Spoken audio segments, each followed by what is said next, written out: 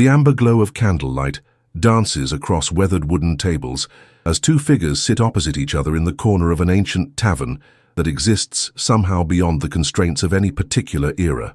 The air is thick with the scent of aged wine and the weight of centuries-old questions that have haunted humanity since consciousness first gazed upon the stars and wondered about its place in the cosmic dance. Georg Wilhelm Friedrich Hegel adjusts his spectacles, his penetrating eyes fixed on the serene face of the man across from him. Laozi, the legendary sage of ancient China, sits with the stillness of a mountain, his weathered hands wrapped around a simple clay cup. Between them lies not just a wooden table, but the vast expanse of human understanding about one of existence's most fundamental mysteries. Tonight, these two titans of thought have gathered to wrestle with a question that has divided philosophers, scientists, and mystics for millennia. Is time a straight line marching relentlessly toward some ultimate destination, or does it flow in endless circles, eternally returning to where it began? The tavern keeper, an old man whose face bears the lines of someone who has witnessed countless such debates, sets down two more cups and retreats to the shadows, knowing that what unfolds here will echo through the corridors of human thought long after the last candle burns out. Hegel leans forward, his voice carrying the authority of a man who spent his life mapping the architecture of reality itself. My dear Laozi, we find ourselves at the crossroads of perhaps the most consequential debate in all of philosophy. For how we understand time determines how we understand everything else: history, progress, meaning, and the very purpose of human existence. The German philosopher's eyes gleam with the fire of intellectual passion. I have spent my life tracing the grand narrative of human consciousness as it unfolds through history. Each age builds upon the last. Each generation stands on the shoulders of those who came before. We are not trapped in some cosmic wheel, endlessly spinning through the same patterns. No, we are participants in a magnificent story of progress, moving inexorably toward absolute knowledge and perfect freedom. Laozi responds with a gentle smile that seems to contain the wisdom of flowing rivers and ancient forests. And yet, my friend, in your eagerness to find direction, perhaps you have missed the deeper rhythm that pulses beneath all things. Watch the seasons as they turn. Observe how day follows night. See how the moon waxes and wanes. Nature herself teaches us that all movement is circular, all change is return. The sage's voice carries the tranquil certainty of someone who has learned to read the secret language written in water and wind. What you call progress may simply be the great wheel turning, bringing us back to truths we once knew but forgot in our hurry to reach some imagined destination. The Tao that can be spoken is not the eternal Tao, and the time that can be measured in straight lines is not the time that governs the true movements of existence. Hegel's fist strikes the table with enough force to make the wine cups tremble. But this is precisely where you err, venerable teacher. Yes, nature moves in cycles, but human consciousness is not bound by the patterns of the natural world. We are the universe becoming aware of itself, and that awareness grows and develops. Each generation understands more than the last.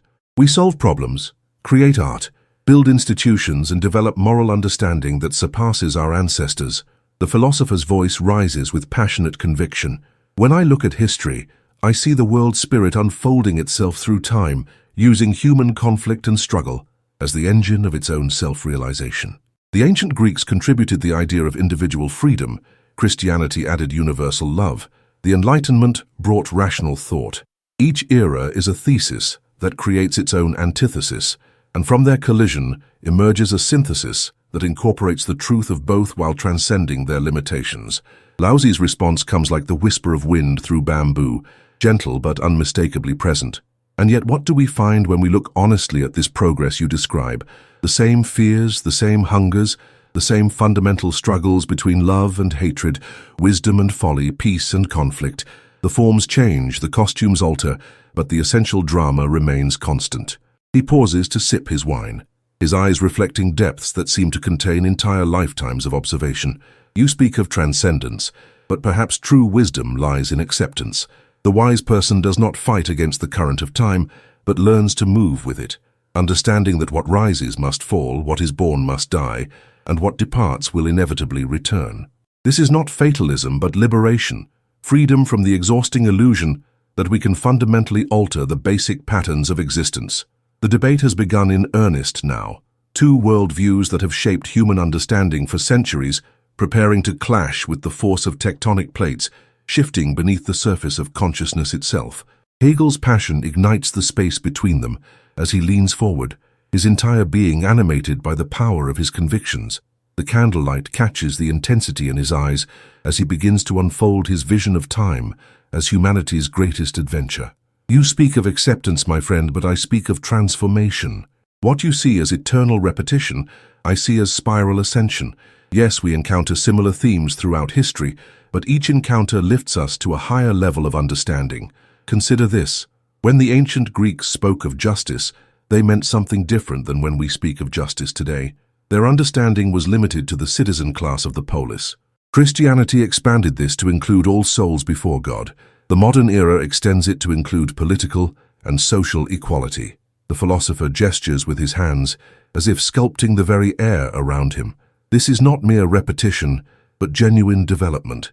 Each age takes the insights of the previous era and enriches them, deepens them, makes them more comprehensive. Time is the medium through which the absolute spirit realizes itself, and human history is the story of that realization. Hegel pauses to take a long drink, then continues with renewed vigor. Think about it practically, Laozi. When you were writing your verses about the Tao, humans lived in small communities, barely able to communicate beyond their immediate surroundings. Now we span the globe, share knowledge instantaneously, and grapple with questions that would have been incomprehensible to earlier generations. This is not cyclical return, but genuine advancement. His voice takes on the tone of a teacher, revealing a profound truth to a beloved student. The mistake your philosophy makes is in focusing on the surface patterns while missing the deeper movement underneath. Yes, individual humans are born and die, nations rise and fall, even civilizations come and go, but each leaves behind something that enriches the total sum of human consciousness. We are building something, Laozi, a cathedral of understanding that grows more magnificent with each passing century. Laozi listens with the patience of someone who has learned to hear not just words, but the spaces between them. When he speaks, his voice carries the gentle persistence of water wearing away stone. My dear Georg, your passion is admirable, but perhaps it blinds you to the very evidence you cite. You speak of justice expanding, but has injustice disappeared? You celebrate the growth of knowledge, but has wisdom increased proportionally? You praise our global communication, but are we more understanding of each other than the villagers who lived their entire lives in one small community? The sage's fingers trace slow circles on the wooden table, unconsciously mimicking the patterns he describes. What you call progress may simply be complexity, masquerading as advancement. We have gained the ability to destroy our entire planet, but have we gained the wisdom to choose not to? We can manipulate matter at the atomic level, but cannot stop wars between neighboring peoples. We accumulate information at unprecedented rates, but seem no closer to the peace that comes from true understanding. His eyes meet Hegel's directly, holding them with gentle firmness. Consider this. You speak of synthesis emerging from thesis and antithesis, but is this not precisely what I mean by cyclical return? Your dialectical process is itself a description of how apparent opposites eventually reveal their fundamental unity, how the wheel turns to bring us back to a deeper version of what we thought we had left behind. Laozi's voice grows softer, but somehow more penetrating. The Tao that moves through all things does not progress from incomplete to complete, from ignorance to knowledge. It is already whole, already perfect, already complete. What changes is our alignment with this eternal pattern. Sometimes we flow with it and experience harmony. Sometimes we resist it and create suffering. But the pattern itself remains constant. Hegel shifts in his chair, clearly energized by the challenge. But you see, this is exactly where your mysticism leads you astray. You speak of eternal patterns and perfect completeness, but this denies the fundamental reality of human creativity and development. If everything is already complete, why do we struggle? Why do we create? Why do we learn? His voice builds with philosophical fervor. The answer is that the absolute spirit is not static perfection, but dynamic self-realization. God, if you will, comes to know himself through the historical process. Each human life, each cultural achievement, each moment of understanding adds to the total self-awareness of reality itself. We are not aligned with some pre-existing pattern. We are creating the pattern through our very existence. The German thinker stands and begins to pace, his intellectual energy too great to contain in a seated position. This is why time must be linear, why it must have direction. We are not simply discovering truths that already existed, we are bringing new truths into being. Each work of art, each scientific discovery, each moral insight actually enriches reality itself. The universe becomes more beautiful, more true, more good through our efforts. Laozi watches the pacing figure with the amused affection of someone observing a magnificent storm. And yet, Georg, in your very description of dialectical development, do you not see the circular nature you deny? Thesis becomes antithesis, becomes synthesis, which becomes a new thesis. The movement you describe is not a straight line but a spiral, and is not a spiral simply a circle viewed from the side. The ancient sages' words hang in the air like incense, permeating the space between them with their quiet authority. Laozi's presence seems to grow more profound as the evening deepens, as if the approaching darkness naturally amplifies his connection to the mysterious rhythms he describes. Let me tell you what I see when I observe the flow of existence, my passionate friend. Laozi's voice carries the cadence of someone speaking from direct experience rather than abstract theory. I see the 10,000 things arising from the One, dancing their brief dance of separation and then returning to the source from which they came. This is not failure or futility. This is the very heartbeat of reality. His weathered hands move in slow, graceful gestures as he speaks, as if conducting an invisible orchestra. Watch a single day unfold. Dawn breaks with the promise of infinite possibility. Noon blazes with the full power of manifestation. Evening brings the wisdom of completion, and night returns us to the pregnant darkness from which the next dawn will emerge. Each day contains the entire pattern of existence within itself. Laozi's eyes seem to hold depths that stretch back through countless centuries. You speak of progress, but what if true wisdom lies in understanding that we have never left home? What if all our striving and building and accumulating is simply the soul's way of remembering what it has always known? The infant who laughs without reason possesses something the greatest philosopher spends a lifetime trying to recover through knowledge. He pauses to let his words settle, then continues with increasing intensity. Consider the seasons, Georg. Spring does not improve upon winter. It simply expresses a different aspect of the same eternal cycle. Summer does not surpass spring through rational development. It unfolds naturally when conditions are right. Autumn does not represent the failure of summer, but its fulfillment. And winter does not destroy what came before. It provides the necessary rest that makes the next spring possible. The sage leans forward, his voice taking on the quality of someone sharing a precious secret. Human consciousness follows the same pattern.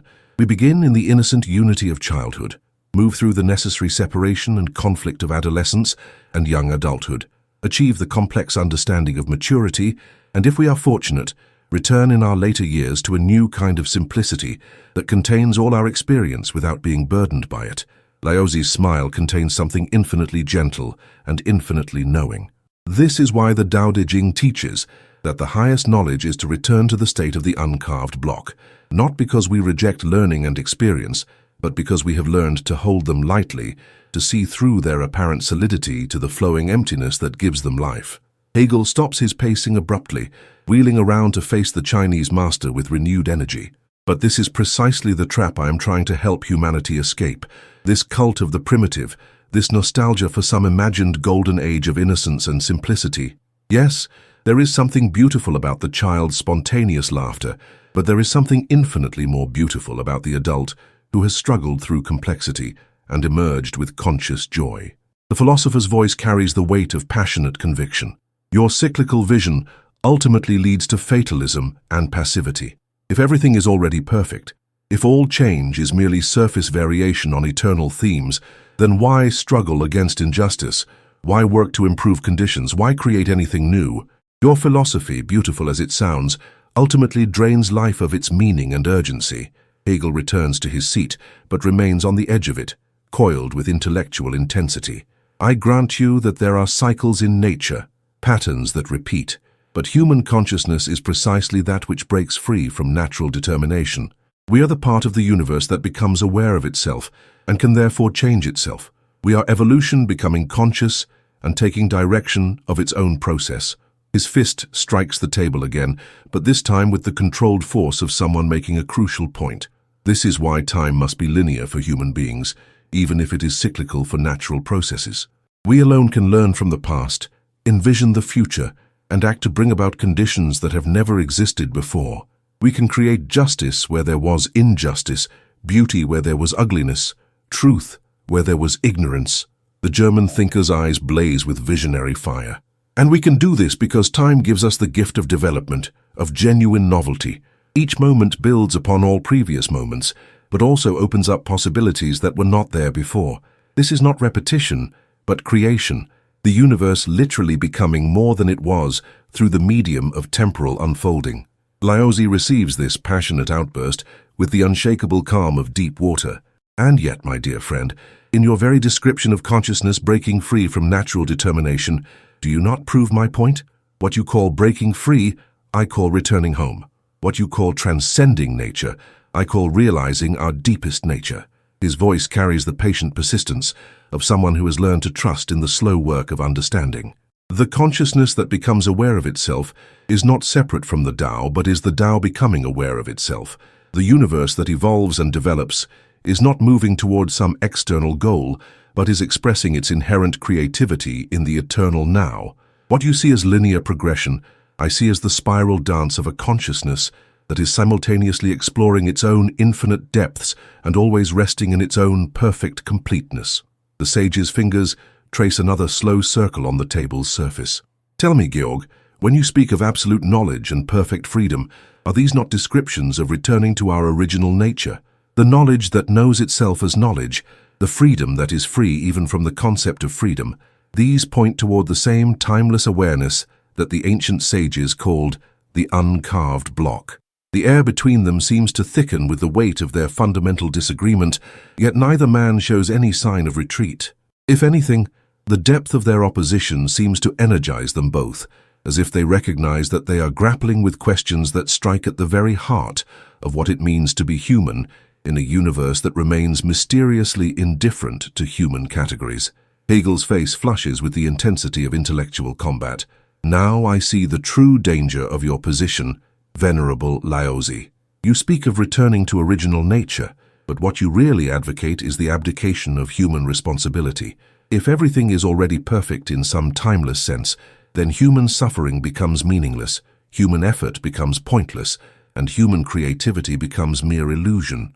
The philosopher stands again, but this time his movement is more controlled, more deliberately dramatic. Let me tell you what I see when I look at human history, without the comforting veil of mystical detachment. I see countless generations who lived and died in ignorance, oppression, and unnecessary pain because they accepted your cyclical philosophy. They believed their suffering was part of some eternal pattern that could not be changed. His voice grows stronger, more urgent.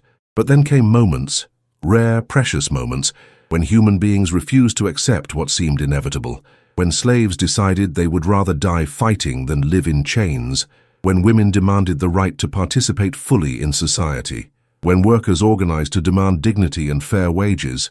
These were not expressions of eternal patterns, but genuine breakthroughs, authentic advances in human consciousness.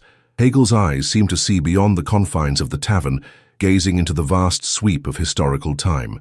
Each of these breakthroughs was achieved by people who refused to accept cyclical fatalism, who insisted that time could be the medium of genuine transformation. They understood that the future could be different from the past, that human will and intelligence could shape reality rather than simply accepting it. He turns back to face Laozi directly, his voice taking on the quality of a challenge. Your philosophy, for all its beauty, ultimately serves the interests of those who benefit from existing conditions. It tells the oppressed to accept their oppression as part of the natural order, tells the suffering to embrace their pain as cosmic necessity, tells the struggling to give up their efforts as misguided attachment. The German thinker sits back down, leaning forward with intense focus. This is why linear time is not just a philosophical position, but a moral imperative. Only if time has direction can human action have meaning. Only if the future can be genuinely different from the past can we justify the struggles and sacrifices necessary for improvement. Only if consciousness can truly develop can we hope for a world that transcends the endless repetition of the same old tragedies. Laozi listens to this passionate denunciation with the untroubled serenity of someone who has heard such arguments many times before and found them to be based on a fundamental misunderstanding. When he responds, his voice carries no trace of defensiveness, only the patient clarity of someone pointing out an obvious truth that his companion has somehow missed. My passionate friend, you misunderstand the nature of acceptance and confuse it with passivity. To recognize the cyclical nature of time is not to become fatalistic, but to become wise about when and how to act. The farmer who understands the seasons does not give up farming. He plants and harvests at the right times. The sailor who understands the tides does not stop sailing.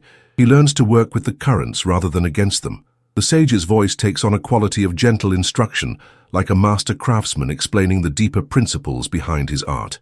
When I speak of accepting what is, I do not mean accepting injustice or unnecessary suffering. I mean understanding the deeper rhythms that govern change, so that our actions can be truly effective, rather than merely expressions of our own agitation and desire to control. Laozi's hands move in flowing gestures as he speaks, as if drawing invisible patterns in the air. Consider the water that flows around the rock. Does it accept the rock's obstruction? In one sense, yes, it does not waste energy in futile resistance.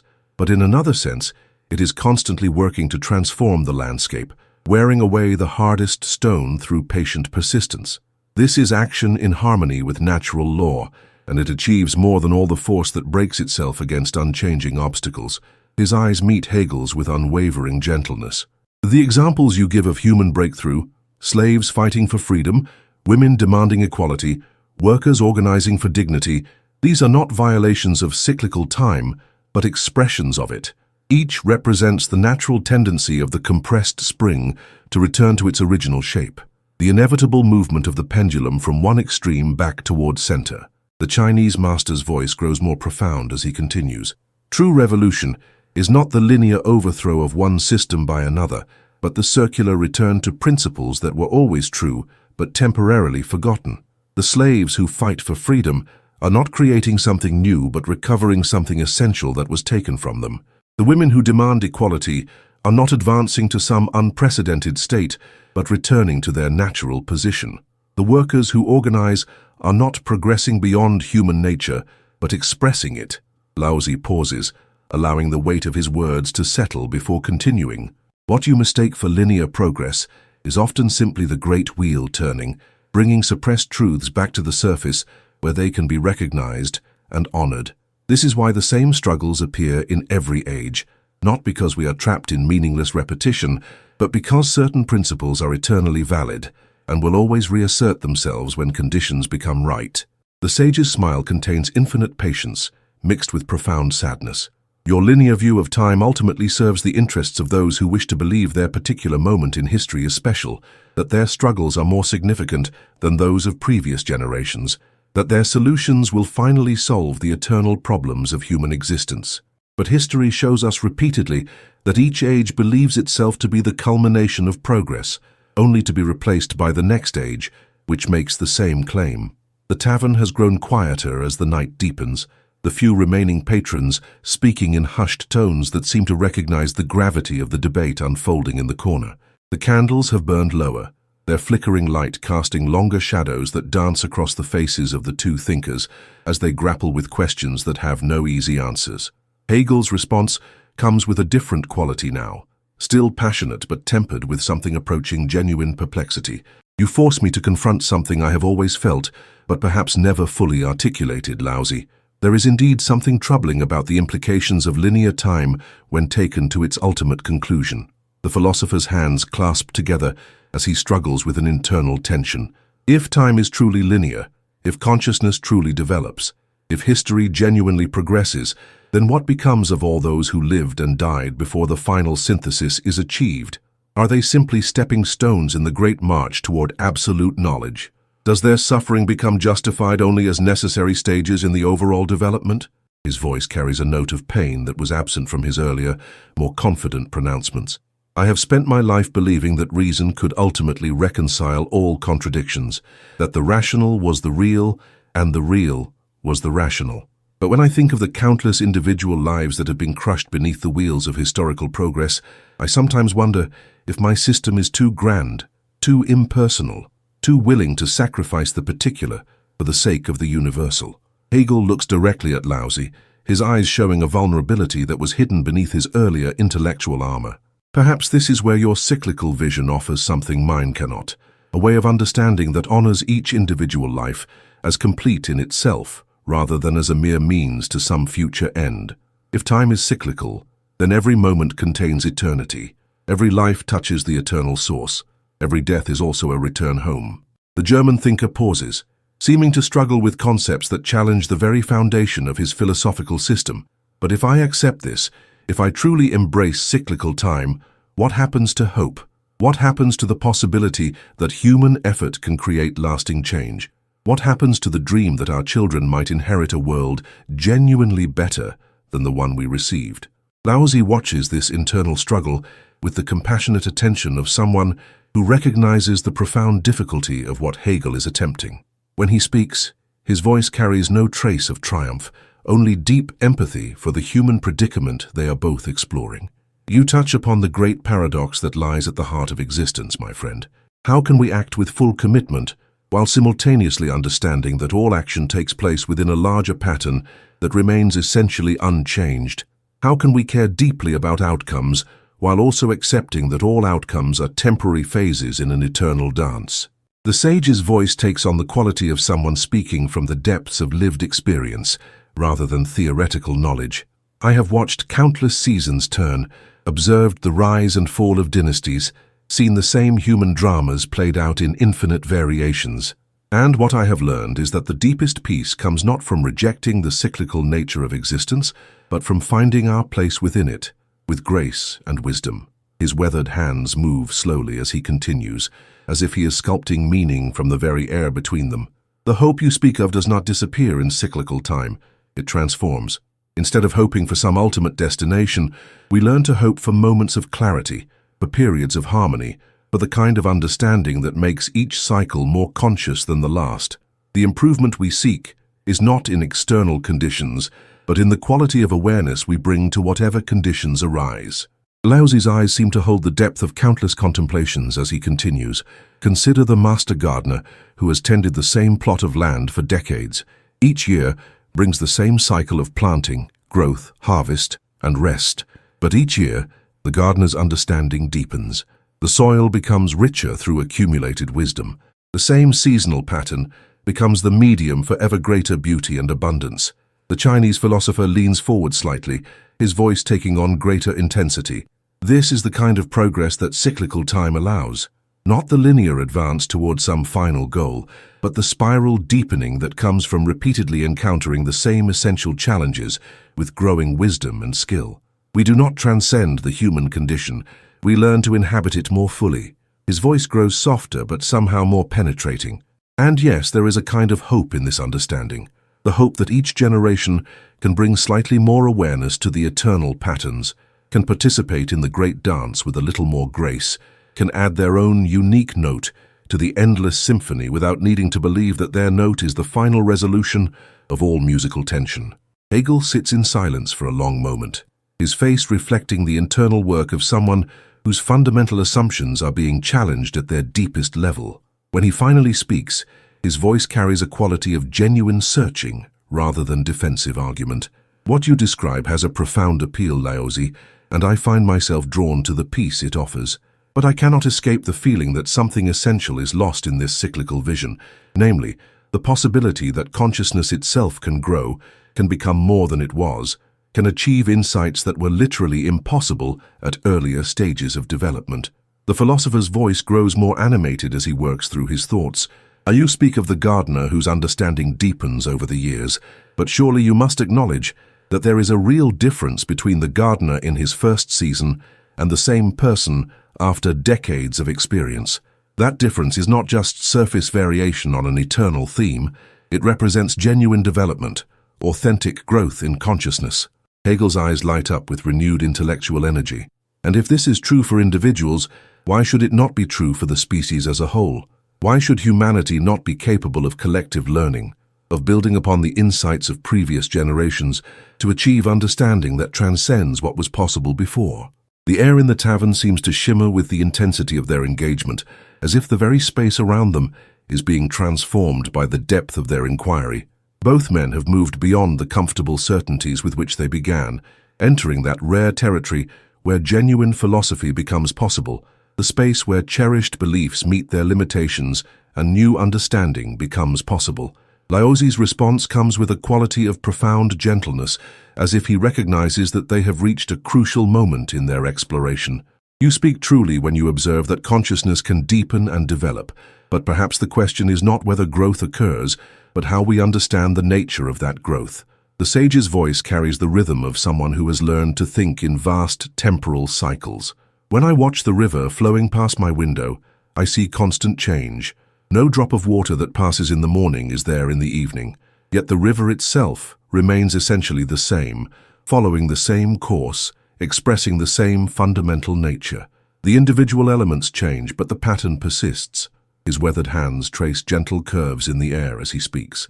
Perhaps consciousness is like this river.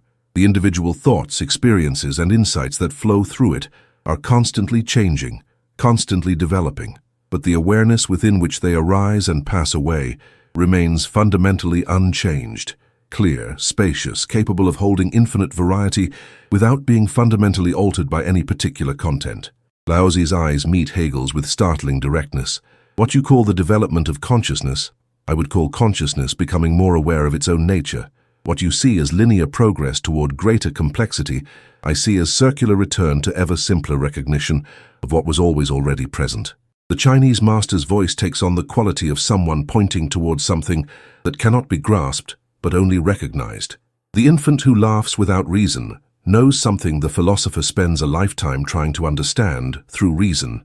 The tribal shaman who communes directly with the spirits embodies a kind of knowing that our technological civilization struggles to recover through scientific method. This is not romanticism, but recognition, the acknowledgement that certain forms of understanding are not cumulative, but cyclical. Hegel listens with the focused attention of someone who recognizes that something important is being revealed, even if it challenges everything he has believed.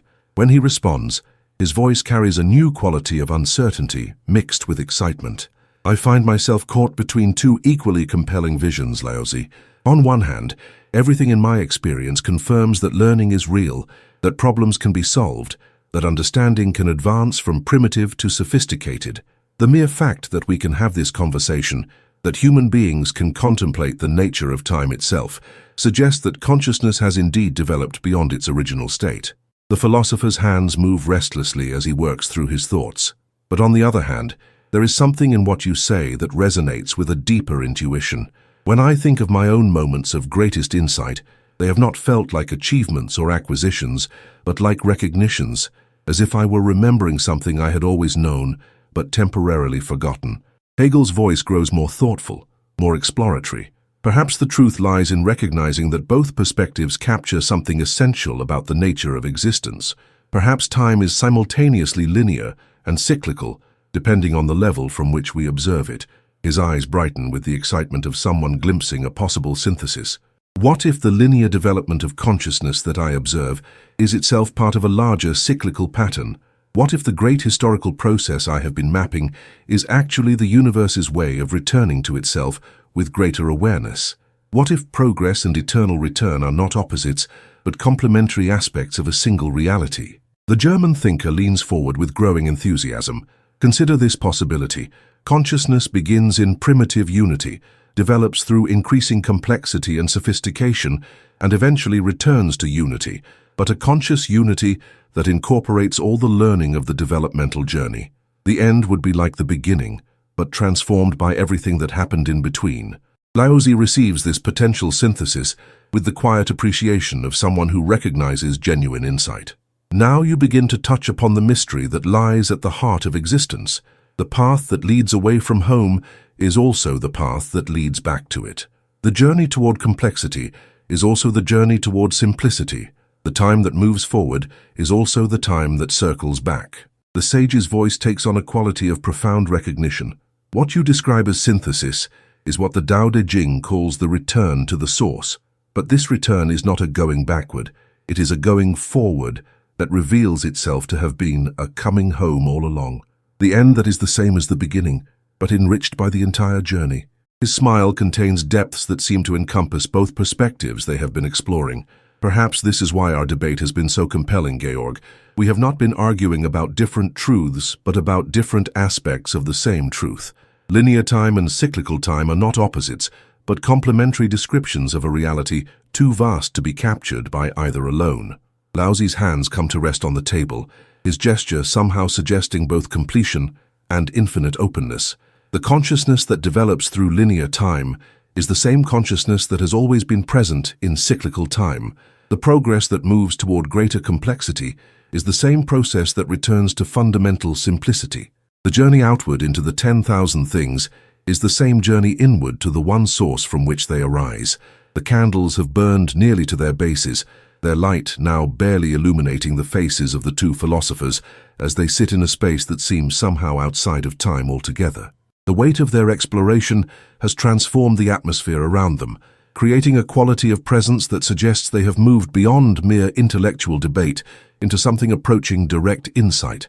Hegel sits back in his chair, his face reflecting the wonder of someone who has discovered that a long-held certainty was only one piece of a much larger puzzle. I feel as though I have been climbing a mountain my entire life, convinced that the summit was my destination, only to discover that the mountain itself is constantly moving, constantly changing, and that the summit I thought I was approaching is always both ahead of me and behind me, always both within reach and infinitely distant. His voice carries a quality of amazed recognition. What strikes me most profoundly is that this realization does not diminish the importance of the journey, but actually deepens it. If consciousness is indeed returning to itself through the process of historical development, then every step of that development becomes precious, not as a means to an end, but as an expression of the whole that is always already complete. The philosopher's eyes seem to be seeing his life's work from an entirely new perspective. All my efforts to map the logical development of spirit through history, all my attempts to show how each age builds upon the last, perhaps these were not descriptions of linear progress, but glimpses of the eternal pattern revealing itself through temporal manifestation. Perhaps the absolute spirit I sought at the end of history was always already present at every moment, waiting to be recognized rather than achieved. Hegel looks directly at Laozi with something approaching gratitude. You have shown me that my dialectical method itself mirrors the cyclical nature you describe. Thesis and antithesis resolve into synthesis, but that synthesis immediately becomes a new thesis, generating its own antithesis. The movement is simultaneously progressive and circular, simultaneously reaching towards something new and returning to something eternal. Laozi nods with the quiet satisfaction of someone who has witnessed a significant moment of understanding. And you, my friend, have shown me that what I called the eternal return is not static repetition, but dynamic expression. The Tao that manifests through the 10,000 things is not diminished by multiplicity, but enriched by it. The one that becomes many does not lose its unity but discovers new depths of its infinite nature. The sage's voice carries a quality of profound appreciation. Your vision of consciousness developing through time has helped me see that even cyclical return can deepen and evolve. Each cycle of manifestation and return brings greater awareness, greater appreciation for the mystery that underlies all appearance. The eternal is not static but vibrantly alive, constantly exploring its own inexhaustible creativity. His weathered hands move in a gesture that seems to encompass both linear progression and circular return. Perhaps this is the deepest teaching that emerges from our conversation, that time itself transcends the categories of linear and cyclical. At the deepest level, time is the eternal present expressing itself through the appearance of sequence and duration. The present moment contains all of past and future, all of development and return, all of complexity and simplicity. Laozi's eyes reflect a depth of understanding that seems to embrace both their perspectives without being limited by either. In this eternal present, your historical dialectic and my cyclical Tao are revealed as different languages describing the same fundamental mystery. The consciousness that develops through time is the timeless awareness that was never absent. The progress that moves toward greater complexity is the simplicity that was never lost.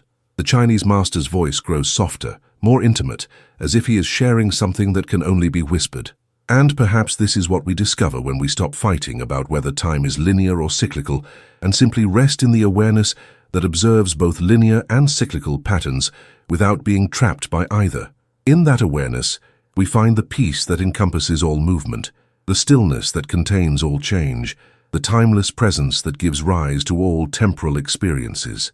Hegel nods slowly, his face reflecting the deep satisfaction of someone who has reached the end of a long journey only to discover that he never left home. Yes, I see it now.